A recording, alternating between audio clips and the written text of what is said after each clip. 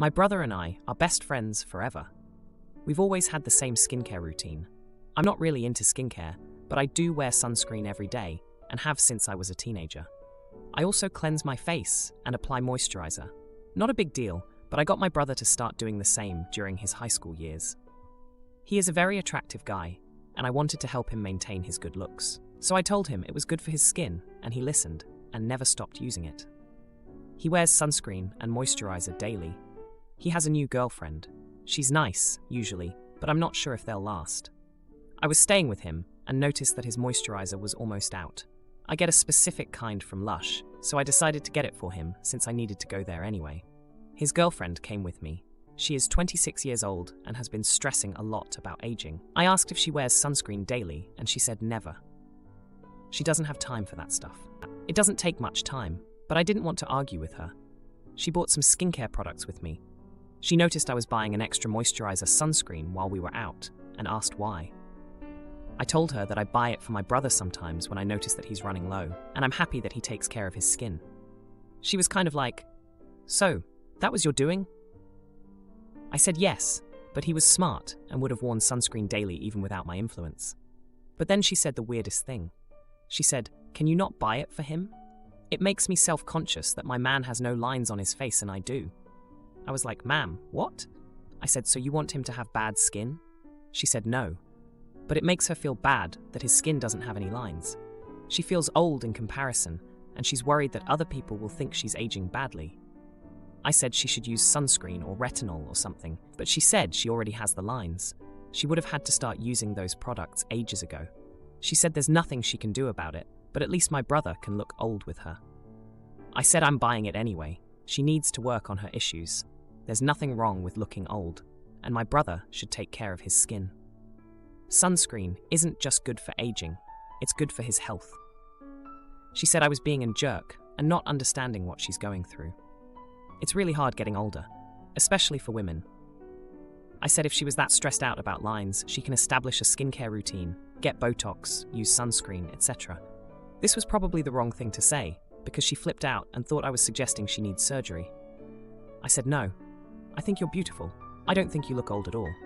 But if it's an issue, you can do those things. It didn't go well though, and she's mad at me. I understand that she is stressed out, but it seems odd. Who wants their partner to look old? Maybe this is more common among straight women, because my girlfriend and I share skincare. Personally, I prefer men who take care of their skin. I do understand feeling insecure though, because my brother has amazing skin, and when I compare it to mine, I'd never ask him to stop though. Weird. Now for a few comments before the update. Comment 1. Not the idiot wand. What you describe is just the basic for lifelong skincare. 26 years old is not too old to start an anti-aging routine. Many people don't start until their 40s or later. In fact, one group in an early tretinoin study was a cohort in their 80s. Don't engage any more with her about this, just leave it to your brother to handle. Comment 2. Not the idiot. This woman has issues. She's only 26 years old and has no interest in taking care of the face she feels so self-conscious of, so she wants to bring down her partner. I hope your brother moves on from her soon. You don't get with someone to change them, especially to their detriment. Now, for the update. Hey Reddit, back with an update on the whole skincare saga with my brother and his girlfriend. You won't believe the drama that's unfolded in the past 2 weeks. So, after the whole argument about my brother's skincare routine, things seemed to cool off. Or so I thought. My brother's girlfriend, let's call her Jess, started acting really weird around me. She'd give me these side-eye glances and make passive-aggressive comments about people who meddle. Now, remember how I mentioned Jess was stressing about aging? Well, she took it to a whole new level. She started borrowing my brother's moisturizer, the one I bought for him, and using it herself. Not just a little bit, but slathering it on like it was going out of style. My brother started to notice his moisturizer disappearing at an alarming rate. One evening, I caught Jess red-handed with the moisturizer. She tried to play it off, saying she just wanted to see what the fuss was about. But then she dropped a surprise.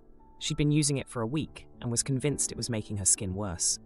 She claimed she had more lines than before, and it was all my fault for introducing such potent products into their lives. I tried to explain, that's not how skincare works, but she wouldn't have it. She demanded that my brother stop using the products immediately. My brother, caught between a rock and a hard place, agreed to appease her. I was flabbergasted. He's always been so diligent about his skin. But wait, it gets steamier. Jess started going to these extreme lengths to reverse the aging process. She booked appointments for facials, peels, you name it. She even dragged my brother along for a couple's spa day, where he reluctantly got a facial that left his skin irritated. He's never had sensitive skin, but whatever they used did not agree with him. Meanwhile, I was dealing with my own issues. My girlfriend noticed I was stressed about the whole situation and suggested we take a break from all the drama. We decided to spend a weekend away, just the two of us, to reconnect and forget about the skincare fiasco. When we got back, we found out that Jess had thrown out all the skincare products in the house, including my stash. She claimed it was a cleansing ritual to remove all the toxic vanity from their lives. My brother was upset, but didn't want to confront her about it. He's always been the non-confrontational type, which sometimes drives me nuts. But here's the jaw-dropping moment. Jess's obsession with aging took a turn for the worse. She started accusing my brother of cheating on her with younger women because he maintained his youth through his skincare routine. It was absurd. My brother has always been loyal, and the accusation came out of nowhere. They had a huge fight, and Jess stormed out. My brother was a mess. He confided in me that he didn't know how to handle her insecurities anymore. I felt for him.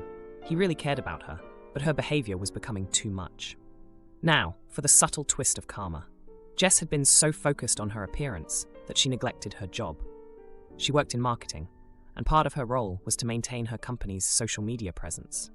Because she was so preoccupied, she missed several deadlines and posted content that was off-brand. Her boss noticed and called her in for a meeting. Turns out, Jess got demoted. She was devastated and realized that her obsession with aging and skincare had cost her professionally. She came back to my brother, apologizing for her behavior and the stress she caused. She admitted she needed to work on her insecurities and not project them onto others. My brother, being the forgiving guy he is, agreed to support her through her self-improvement journey, but he made it clear that he was going to continue his skincare routine, with or without her approval. He realized that taking care of himself was not something he should compromise on. As for me, I'm just relieved the drama has died down. I've restocked my skincare products and made sure to keep them in my room, away from any potential cleansing rituals. My brother and I are back to our usual routine, and Jess is slowly coming around to the idea of self-care. Not just for appearances, but for health too. Fiancé's ex-stepdaughter throws fit at our wedding after we compromise and let her attend, but not be part of wedding party. But then his best friend confesses he's been sleeping with his ex-wife. Oh boy. My fiancé, 36-year-old male, and I, 34-year-old female, have been together for several years and just got engaged in December 2023. Prior to getting engaged, we had started talking wedding plans back in August 2023 and have been pretty settled on our wedding party. We have my sister, 36 years old, my best friend, 35 years old, his niece, 13 years old, as maid, matron of honors and bridesmaid, and his nieces, 6 years old and 4 years old, as flower girls. His two best friends, 37 years old and 36 years old, as best men. My nephew, 14 years old, as groomsmen, and my nephew, 10 years old, and his nephew, 10 years old, as ring bearers. Now, a little backstory that I will try to keep short, but still give enough info for informed decisions. Prior to us getting together, my fiancé was married for 3 years. Before getting married, they dated for 3 years. During the time they dated, she slept with her ex-boyfriend and got pregnant in an attempt to get back together with him. When he still rejected her, she attempted to force a miscarriage multiple times, but still ended up having the baby. At the point my now fiancé separated from her, her child was about 4 years old. Initially, he did still try to spend time with her, but as she got older, she started showing severe behavior issues. She doesn't listen to any adults, knows right and wrong, and will intentionally do what is wrong, wait to be told to stop, then continue to do it until she is yelled at. Then she plays victim. She bullies other children, including the nieces and nephew in his family, physically hurting them or saying mean things. She gets in regular fights at school. She regularly tells me she hates me and wishes I didn't exist. Really, the list goes on. The last few years, my fiancé and I have had very minimal contact with the ex-wife's child. His parents, however, still insist that she is their granddaughter, and get her at least once or twice a month, and demand her daddy needs to come see her. To clarify more, they are picking her up from her biological father's house. My fiancé will tell them no. They will also get her and bring her to holidays, family gatherings, the niece's nephew's birthdays uninvited. It got to a point where the oldest niece asked them to not bring her to her birthday because she is so mean to her and the other kids. They still brought her. Now, here is the am I the idiot question. Despite having our wedding party planned for months, my fiancé came to me and said that if all the other kids in his family are in it, then she has to be, or her feelings will be hurt. I personally don't care if her feelings are hurt, and am fine excluding just her because of how she treats everyone. We both know she will be invited because even if we don't invite her, his parents will get her and bring her anyway. So am I the idiot for not wanting my fiancé's ex-stepdaughter in my wedding party? Now for a few comments before the update. Comment 1. No idiots here. I'm curious why his parents insist he is the daddy when he's not. He has literally no reason to be part of this child's life. Why has this carried on if he broke up with her mother when the girl was 4? He's let people force him to play daddy for 6 years. Why on earth? He was the stepdad, and that was 6 years ago. Why are they acting like he's the bio-dad? Comment 2. No idiots here. She's not family. She's not your fiancé's family either, and his parents really need to back away from her. Your fiancé needs to set them straight on this. She will only spoil the day and then hate you all for it. Don't invite her. You can get to the inevitable conclusion in a much easier way. Now, for the update. Hey everyone, a lot has happened since my last post, and I've got quite the update for you all. 2 weeks ago, my fiancé dropped the news that he wanted his ex-stepdaughter in our wedding party. I was against it, given her history of bad behavior and the way she treats everyone, including me. But things have escalated since then, and I'm at a loss. First off, let me remind you that my fiancé's ex-stepdaughter has always been a handful. She's the child from his ex-wife's affair, and she's been nothing but trouble. She's mean to other kids, including my fiancé's nieces and nephews, and she's been a constant source of tension in the family. Despite all this, my fiancé's parents have a soft spot for her. They see her as their granddaughter and have been pushing for her to be included in family events, even when she's not welcome.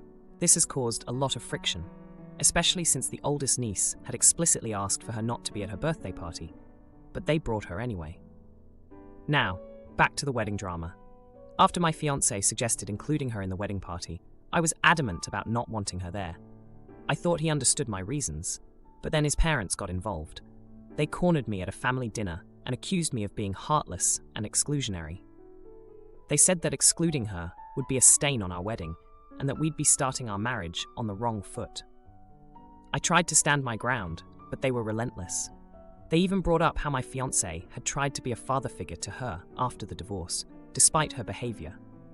They said he owed it to her to include her in our special day. Feeling the pressure, my fiancé and I had a long, heated discussion. He confessed that he felt guilty about the whole situation. He said he knew she was difficult, but she was still a child and didn't deserve to be left out. He was torn between his loyalty to his family and his desire to make our wedding day perfect. In the end, we compromised. We decided she could come to the wedding, but not be part of the wedding party. We thought that would be the end of it, but boy, were we wrong. The next day, his ex-stepdaughter found out about the decision. She threw a fit, screaming and crying that we hated her and that she was going to ruin our wedding. It was a scene straight out of a nightmare. She even went as far as to say she'd make sure no one would have a good time if she wasn't a bridesmaid. Her outburst caused a huge rift in the family. My fiancé's parents blamed us for her meltdown, saying we were cruel to exclude her. They said they wouldn't come to the wedding if she wasn't in the wedding party. My fiancé was devastated. He felt like he was being forced to choose between his family and our happiness. The tension was unbearable. Every family gathering became a battleground. His parents would bring her along, and she'd act out, causing scenes and making everyone uncomfortable. It was clear she was doing it on purpose, enjoying the chaos she was creating. Then, just when we thought things couldn't get any worse, my fiancé's best friend, one of his best men, pulled him aside. He confessed that he'd been having an affair with my fiancé's ex-wife, the same woman who had cheated on my fiancé and had the child. He said he couldn't stand by and watch the child be treated this way, and he was siding with my fiancé's parents. My fiancé was heartbroken. He felt betrayed by his best friend and torn apart by his family. He started to question everything, including our relationship. He wondered if all the drama was a sign that we weren't meant to be. As for me, I was in shock. I couldn't believe the man who was supposed to be my fiancé's best man was sleeping with his ex-wife. It felt like a soap opera, and I was the unwilling protagonist.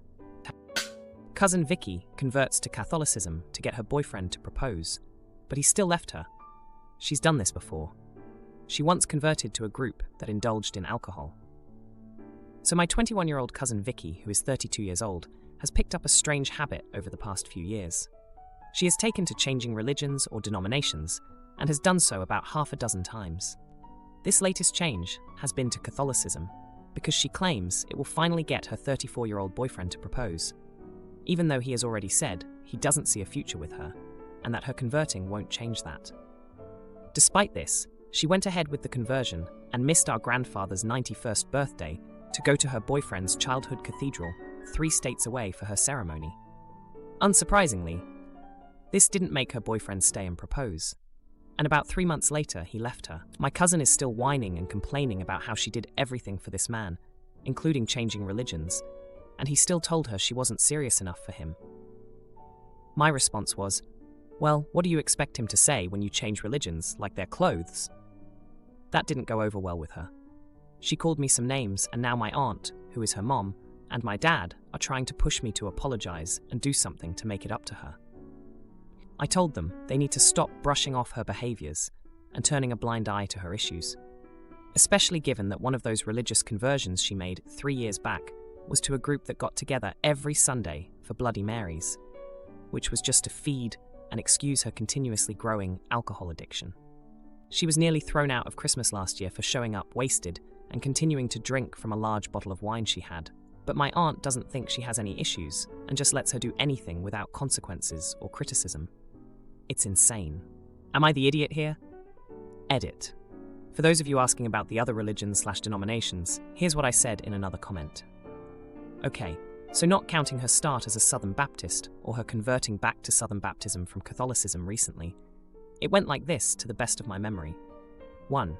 Seventh-day Adventist. When she was 26, allegedly her only days off from work were Wednesday and Sunday, and she hated spending her days off in church. 2. Judaism. 27. She met a guy. She also tried to get pregnant by him as well. Dropping her plan B and picking up the Talmud didn't make that man stay. 3. Whatever that Bloody Mary situation was. 28. Just for the day drinking.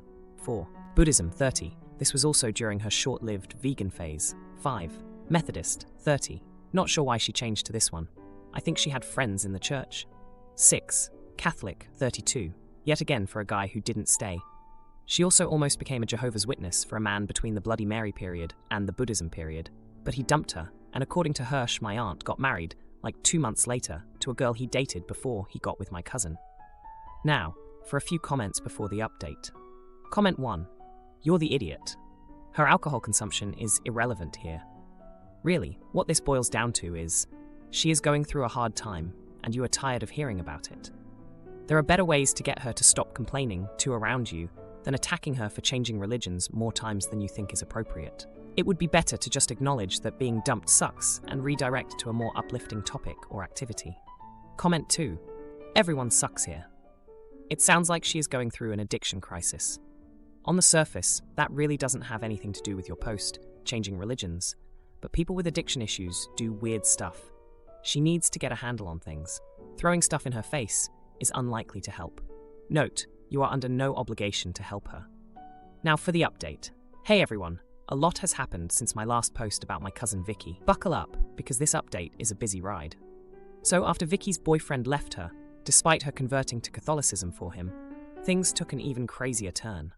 Remember how I mentioned Vicky's habit of switching religions? Well, she's back to Southern Baptist now, and she's been trying to get the family to believe it's for good this time. But we all know her track record. Now, here's where the betrayal comes in. Vicky's ex, the one she converted for, has been spotted around town with none other than her former best friend, Jenna. Jenna and Vicky were inseparable since they were kids, even when Vicky was going through her Seventh-day Adventist phase, because she didn't want to spend her days off in church. Jenna was the one who would listen to Vicky's rants about her life and her latest religious epiphanies. But Jenna, it turns out, had been secretly seeing Vicky's boyfriend for months before he broke things off with Vicky. The whole town is buzzing about it because Jenna was the one who comforted Vicky through the breakup, all while hiding her relationship with the guy. Vicky is devastated, and even though she and I aren't on the best terms, I can't help but feel sorry for her. Vicky's mom, my aunt, is in denial about the whole situation. She's convinced that Jenna is just a phase and that Vicky's ex will come crawling back. But from what I've heard, Jenna and the ex are pretty serious. They've even been visiting his childhood cathedral together, the same one Vicky missed our grandpa's 91st birthday for. Speaking of family, the drama with my aunt and dad pressuring me to apologize to Vicky hasn't let up. They still think I should be the bigger person and make amends. But after this betrayal, they're starting to see that maybe Vicky's issues run deeper than they thought. Remember the Bloody Mary group Vicky joined when she was 28? Turns out, that wasn't just about the day drinking. She was actually trying to get close to the group's leader, who she had a crush on. But when he rejected her advances, she moved on to Buddhism and her vegan phase, which lasted all of 2 months before she decided meat was too hard to give up. And let's not forget the Methodist stint. She joined that church because she heard they had a great singles group. But when the singles group turned out to be more about Bible study than matchmaking, she lost interest fast. Now, back to the present. Vicky's been trying to pick up the pieces of her life post-breakup and betrayal. She's been attending her Southern Baptist church more regularly, but people are taking bets on how long it'll last. She's also been trying to reach out to Jenna, but Jenna's been avoiding her calls and texts. The whole situation has caused a rift in our family. Some are on Team Vicky, feeling sorry for her and condemning Jenna and the ex. Others think Vicky needs to take a hard look at her life and the choices she's made. As for me, I'm just trying to stay out of it. But it's hard when every family gathering turns into a debate about Vicky's love life and religious conversions. I'm still not apologizing for what I said, though. If anything, this whole betrayal has proven my point. If you like this video, you'll probably like these too. Also, while you're here, please consider subscribing. It's your support that keeps this channel alive and allows me to make better and longer videos. Have a great day.